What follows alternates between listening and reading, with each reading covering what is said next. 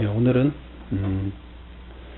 여호수아 17장을 통해서 므낫세 지파의 땅 분배라는 제목으로 내나가도록 하겠습니다. 우리 성경에서 12지파 중에서 여러분은 가장 큰 축복을 받은 데가 어디라고 생각하세요? 우리가 이제 성경을 돌아보면 유다 지파가 제일 먼저 나왔으니까 큰 축복을 받은 것 같고, 그 다음에 요셉 지파 중에서 그 동생인 에브라임, 그 다음에 형인 므낫세, 같은 요셉 지파죠. 그 안에서 두 개 지파로 나눠졌죠. 그래서 이들이 또 큰 복을 받았어요. 근데 오늘 우리가 이것을 보면서 많은 생각을 하게 됩니다. 요셉 지파는 물질적으로 보면, 땅의 넓이로 보면 가장 큰 축복을 받은 지파예요.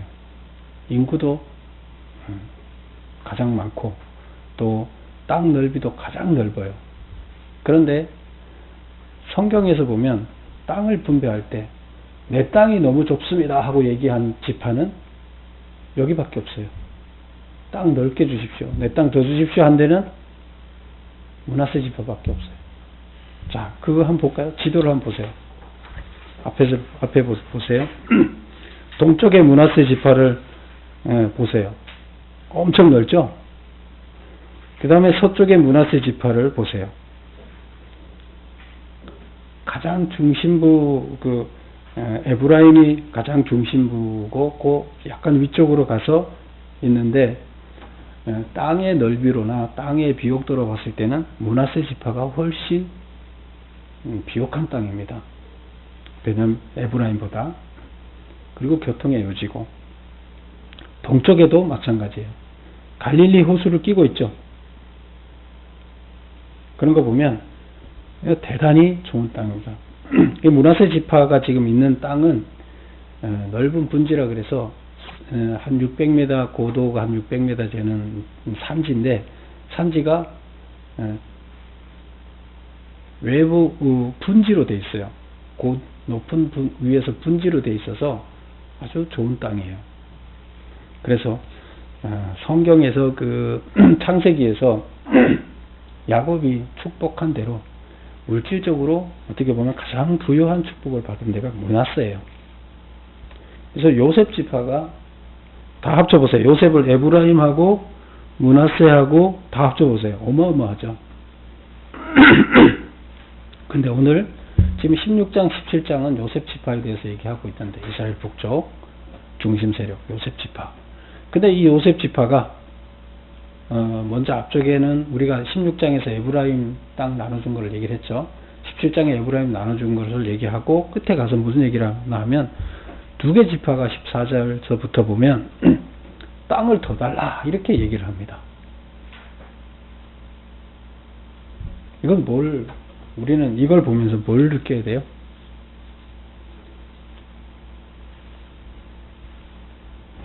부자들은 더 부자가 되고 싶어요. 그 맛을 알거든요. 돈의 힘, 돈의 맛을 알거든요. 대재벌들은 나중에 결국에 그들의 유일한 신이 뭘까요? 자기도 모르게 돈이 그들의 신이 됩니다. 그들의 우상이 됩니다. 삶 가운데서 그렇게 됩니다. 여러분, 우리가 이 땅을 살면서 하나님이 축복을 줬어요. 므낫세 지파 축복 많이 받은 거예요. 그런데 땅 더 달라고 얘기한 걸 보세요. 대기업을 줬어요, 하나님이. 대기업을 줬더니 어떻게 하든 더 덩치를 키워서 악착같이 나쁜 짓을 해서라도 기업을 돈 덩어리를 키우려고 합니다. 땅을 많이 줬더니 땅을 더 많이 가지려고 그렇게 합니다. 우리들은 뭘 가지려 할까요?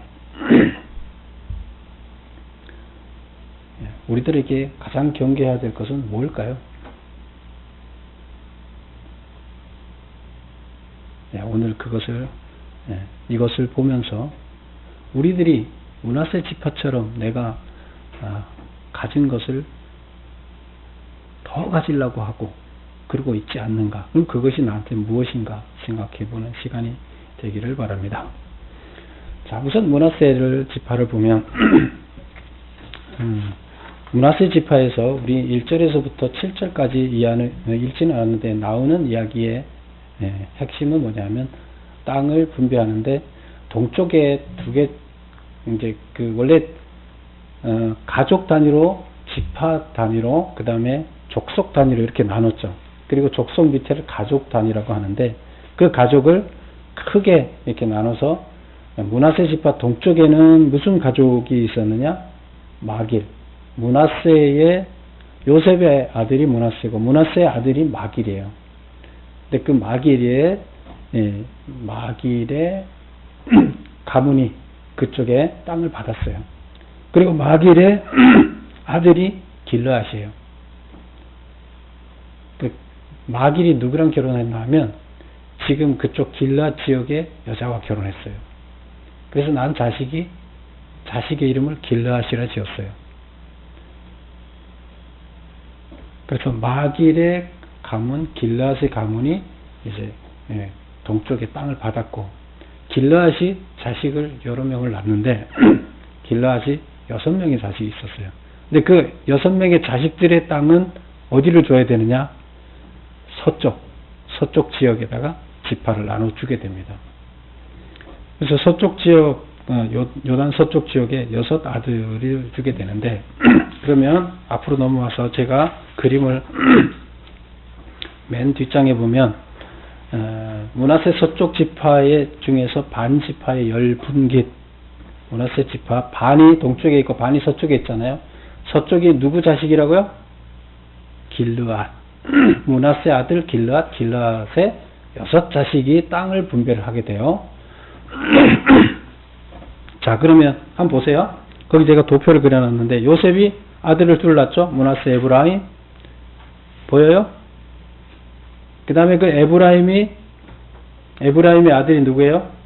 마길. 마길의 아들이 누구? 길르앗. 길르앗 아들 옆에 몇 명 있어요? 6명이 있죠. 6명이 쭉 있는데 근데 헤벨의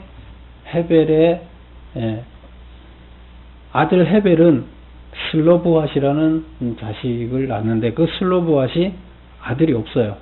그래서 딸이 그거 보면 말라, 노아, 호글라, 밀가, 디르샤. 이래서 딸이 몇 명이요? 5명의 딸이 있습니다. 근데 지금 분배를 할 때는 가족별로 하니까 길르앗이 그 자식들, 6 자식들 앞으로 똑같이 떼주겠죠. 그러면 숫자가 떼주는데 그 계산할 때는 그렇죠. 그 중에 가족을 이룬 장정이 20세 이상 장정의 수에 따라서 떼주는 거예요. 그럼 만약에 장정이 헤벨의 자식 중에서 장정이 10명이 있다 그러면 10개 지분을 떼주겠죠. 계산할 때. 그 다음에 아비에셀의 자식이 20세 이상 되는 남자가 20명이 있다 그러면 20개를 떼주는 거예요. 그런 식으로 이렇게 떼주는 거예요. 만약에 1000평씩 준다 그러면 1000평씩 20개 이런 식으로 떼주는 거죠. 그렇게 해서 그걸 그걸 등기를 할 때는 어떻게 하는 거예요? 아비에셀의 등기로 이렇게 하는 거예요. 알겠죠? 지파 분배를 할 때 그런 방식으로 하는 거예요. 1인당 분배 땅 숫자는 덩치는 비슷하게. 그러면 여기 6 형제에게 같이 나눠줬겠죠. 근데 문제는 이 밑에 자녀들이 많아요. 많은데 제일 위에 사람 이름을 따서 등기를 그 사람 이름으로 해요. 근데 지금 헤벨의 이름으로 등기를 해야 되는데 헤벨이 지금 죽었어요. 슬로보앗이 죽었어요. 그러면 헤벨의 이름을 따서 남자가 누군가 있으면 헤벨의 이름으로 남자가 등기를 해서 그걸 갖고 가면 되잖아요. 근데 물려받아야 할, 상속받아야 할 이름, 여자는 그 등기를 못하게 되어 있기 때문에 남자가 없으면 등기를 어떻게 해야 돼요? 사라지잖아요. 이게. 상속을 받게 되면 사라지잖아요. 근데 이걸 미리 상속을 받은 다음에 사라지면 괜찮은데 이거 지금 이 분배를 인원 파악을 어디서 했어요? 땅 분배하기 전에 민수기 26장 아직 그 가나안 땅에 들어가기 전에 이미 숫자를 파악을 했어요. 그러면 누구한테는 20세 이상 된 사람이 이 자식이 100명이 있었다. 그러면 100명분을 그 사람이 헤벨 이름을 앞으로 떼줘야 돼요. 그런데 지금 헤벨의 자녀 슬로보앗은 아버지가 살아있으면 그 이름 앞으로 주면 되는데 아버지가 죽었어요. 그리고 딸들만 있어요. 그럼 지금 이름을 숫자를 계산을 하는데 아들 장정 20세 이상 장정 숫자를 계산하는데 그들이 없어요. 그럼 어떻게 해야 돼요? 못 받는 거예요. 그럼 그 딸들은 가나안에 들어가서 뭐 먹고 살아요? 땅도 없는데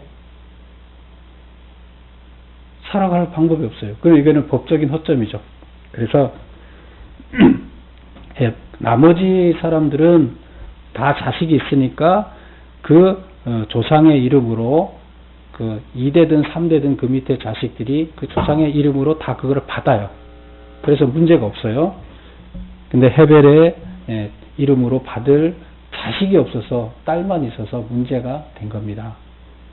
근데 이거는 이미 인원 파악을 어디서 했다고요? 땅 분배 파악을 가나안 들어가기 전에 했어요. 그래서 그때 파악하면서 이 슬로보앗의 딸들이 찾아가서 그랬어요. 땅을 분배하는 기준들이 누구예요? 각 지파의 대표자 한 사람, 그 다음에 여호수아, 그 다음에 제사장, 그래서 이들이 다 모여서 땅을 분배하는데 그때 거기 찾아가서 이 5명의 딸들이 찾아가서 얘기를 합니다. 우리는 이렇게 돼서 가나안에 지금 지분이 하나도 없습니다. 들어가더라도 땅을 하나도 못 얻었습니다. 근데 원래 따지면 우리 아버지가 뭐 나쁜 죄악을 져서 죽은 게 아니라 그냥 자연사 했는데 고라의 자식들처럼 하나님께 반역해서 죽었다 그러면 말이 되지만 그것도 아니고 그냥 자연사 해서 돌아가셨는데 그럼 우리는 아버지 몫을 상속을 우리 아들이 없다고 안 주면 안 되지 않습니까? 이제 이 얘기를 하는 거예요. 그래서 하나님한테 모세가 여쭸어요. 모세가 하나님한테 여쭈니까 하나님 그렇게 해라. 그래서 딸들한테 상속권을 인정해라. 그랬더니 지파의 또 우두머리들이 뭘 얘기하냐면 그러면 딸들이 그 지파에 준 땅을 들고 다른 쪽으로 다른 지파로 시집가게 되면 땅이 다른 지파로 넘어가지 않습니까? 그러면 안 되지 않습니까? 그래서 하나님이 또 뭐라 그랬어요? 모세가 또 물어보니까 그 땅을 결혼을 할 때는 자기 지파 안에서 결혼을 해야 된다. 그러면 그 땅은 그 지파 안에 있게 된다. 그렇게 해서 여자에게 최초로 상속권이 인정되는 일이 일어났습니다. 그게 어디에서 일어났어요? 예, 므낫세 지파의 슬로보앗의 5딸들이 주장을 해서 상속법이 새로 만들어졌어요. 그래서 자식이 없을 때는 아버지의 상속을 받을 자식이 없을 때는 아들이 없을 때는 딸에게 해라. 딸이 없으면 형제에게도 해서 그 대가 그 가족이 이어지게끔 만들어줘라. 이제 이렇게 얘기를 했습니다. 그래서 그게 대를 물으는 대를 잇다. 그래서 계대의 전통을 만들어가는 것이 바로 이 슬로보앗의 딸들이 만들어냈습니다. 그래서 여기 보면 1절에서 7절까지 이야기 중에 그 이야기가 한참을 차지하고 있습니다. 왜 그럴까요? 뭐가 중요한 거예요? 여자들에게 상속권이 인정됐던 놀라운 획기적인 사건이었어요. 그리고 이것은 결국 하나님께서 주시는 그 땅은 모두에게 상속된다 하는 이야기를 하고 있습니다. 그리고 이제 7절에서 우리가 오늘 읽은 이야기에서 보면 또 그 지역은 어떤 지역인가 하는 이야기가 쭉 나오고 그 다음에 중요한 것은 보면 우리가 11절을 보겠습니다. 11절 보면 이사갈과 아셀에도 므낫세의 소유가 있었으니 이사갈이 어디예요? 므낫세 지파 위쪽에 보세요. 바로 위에 이사갈이 있죠. 그 다음에 그 옆에 스불론이 있고 아셀이 있죠. 그래서 위쪽의 경계는 다른 지파하고 만나는데 북쪽은 아셀하고 스불론하고 이사갈하고 만나요. 남쪽에는 어디하고 만났죠? 에브라임. 그래서 다시 11절 보면 이사갈과 아셀에도 므낫세의 소유가 있었으니, 경계는 이렇게 나눴지만 그 안에 어떤 성은 누가 살아요? 므낫세의 자식들이 살게 해요. 왜? 숫자가 많다 보니까 여기가 다 그 분배가 안 되면 경계는 여기서부터는 어느 지파 했지만 그 안에 그 성은 므낫세 지파에게 줘라, 이제 이런 거예요. 그래서 그런 성들이 보세요. 11절에 보면 어떤 성이냐면 베스안이라는 성, 이블루암, 돌, 엔돌, 다낙, 무깃도, 뭐 이런 성들이에요. 이런 성들을 줬어요. 근데 문제는 12절을 보세요. 12절, 13절이 이제 문제인데, 땅을 다 분배하고 마지막에 항상 작가가 쓰는 얘기가 고정 멘트예요. 뭐예요? 다 쫓아내지 못했더라. 이거 똑같습니다. 12절 보세요. 그러나 므낫세 자손이 그 성읍들의 주민을 쫓아내지 못하매 가나안 족속이 결심을 하고 그 땅에 거주하였더니, 무슨 말이에요? 가나안 족속들이 결심을 하고 거주했다. 그 지금 11절을 얘기하는 거예요. 11절에 지금 아셀이나 이사갈의 경계 안에 성을 분할받아서 므낫세 가족들이 살고 있는데, 므낫세 지파들이 살고 있는 그 성에 지금 누가 살고 있어요? 가나안 사람들이 살아요. 그리고 강대한 그 가나안 사람들이 그 안에 살고 있어요. 근데 거기를 줬는데 거기에 들어가서 그들을 쫓아내지 못하고 있다는 그 얘기를 하는 거예요. 가나안 사람들을 쫓아내지 못하고 있다.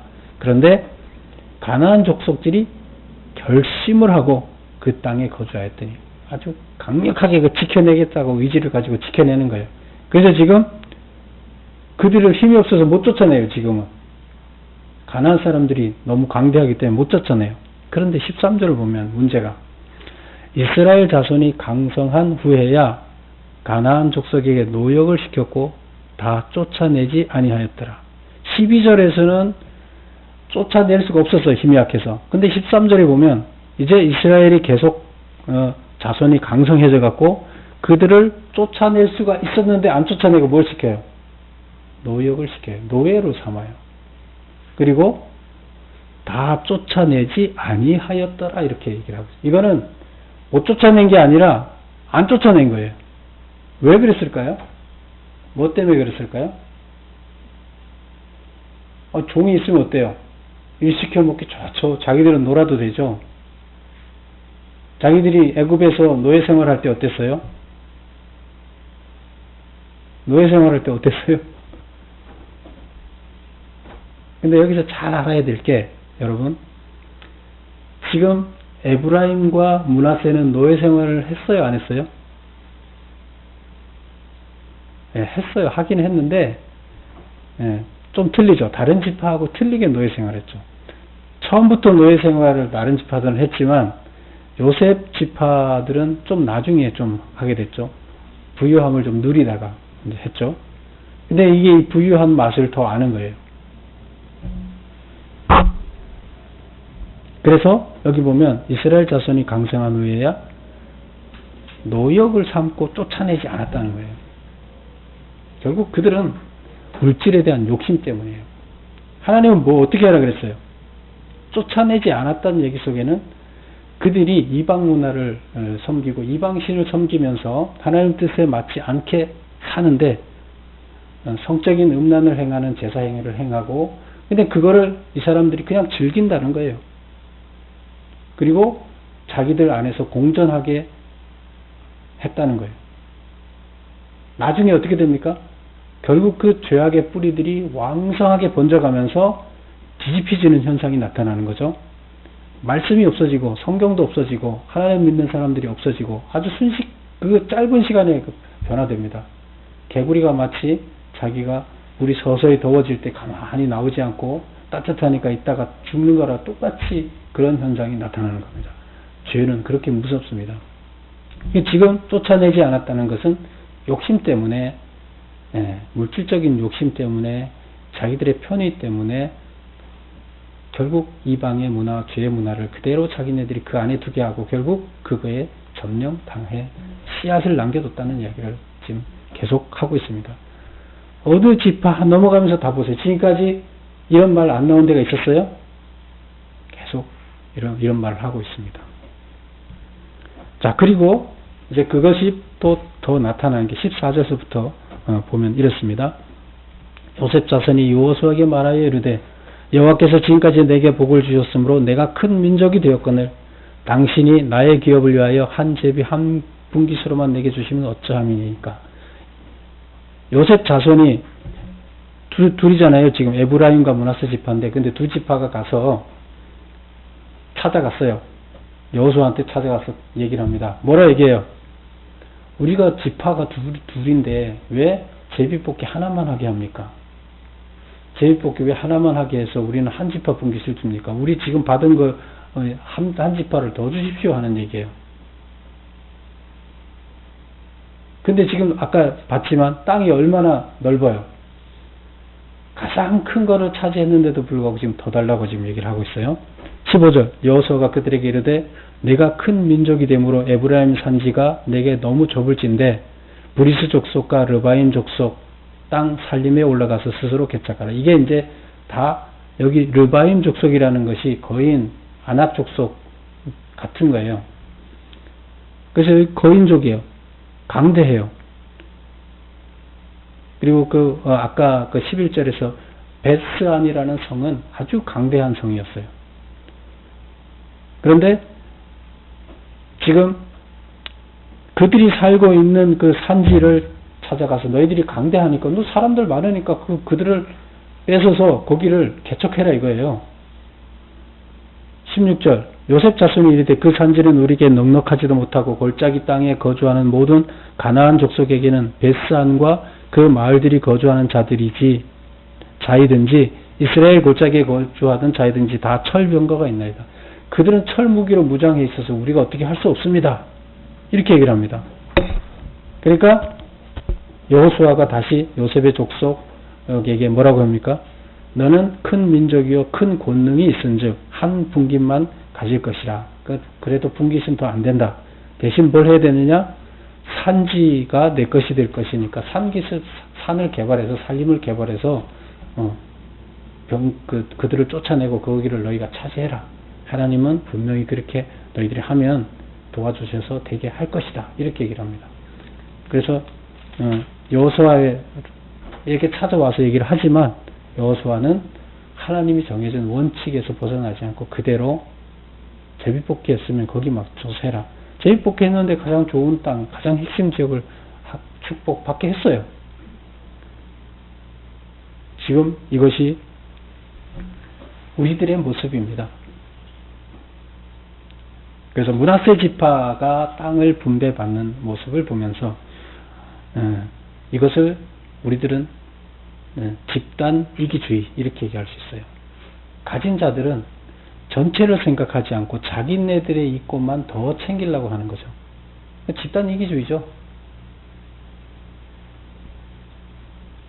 하나님은 이런 모습을 기뻐하실까요? 하나님이 준 축복을 어떻게 만드는 거예요? 하나님을 화나게 만드는 거예요. 그 복을 감사할 줄 알아야 돼요. 지금 그만큼 줬으면 뭘 해야 돼요? 그거 전체 다른 지파 보고 자기들이 축복을 많이 받았으면 하나님께 더 감사하고 더 하나님 뜻에 합당하게 살려고 노력해야 되고 더 이웃을 도우려고 하고 이웃 지파들에게 다 잘해주려고 해야 되는데 지금 오히려 다른 지파들 걸 더 뺏어서 자기들이 땅은 제한돼 있잖아요. 자기들이 더 가깝겠다는 거예요. 그래서 요셉은 필요를 충족시킬 만한 달란트를 이미 요셉 지파는 받았어요. 그런데 그것을 땅에 묻어둔 채 또 다른 달란트를 달라고 요구하는 것이다. 우리들 마찬가지예요. 우리들은 이미 요셉 지파처럼 우리한테 필요한 것을 하나님께서는 다 주셨어요. 근데 우리는 그것을 준 것은 너무 작게 받았다 생각하고 필요한 거 하나님은 다 줬어요. 근데 그거는 땅에 묻어놓고 뭘 하고 있어요? 땅에 묻었다는 거 어떻게 해요? 지금 산지, 넓은 땅을 줘서 그 산지를 개간해서 얼마든지 할 수 있는 거예요. 하나님이 준 보화예요. 근데 그거는 그냥 땅에 묻어놓고 다른 걸 더 달라고 그러는 거예요. 바로 우리들이 그렇습니다. 우리들이 지금 나한테 충분히 주어졌어요. 나한테 재능이고 뭐고 하나님께서는 보시기에 가장 좋은 것으로 나한테 가장 효과적으로 주셨어요. 그런데 하나님 앞에 나는 뭐가 없어서 못합니다. 나는 뭐가 없어서 못합니다. 나는 돈이 없어서 못합니다. 나는 인물이 못나서 못합니다. 나는 머리가 나빠서 못합니다. 이렇게 얘기하는 것들은 뭐예요? 그것은 다 지금 므낫세와 같은 입장입니다. 우리는 다 받았어요. 근데 감사할 수 있는 마음, 그것을 바라볼 수 있는 눈이 없을 뿐이에요.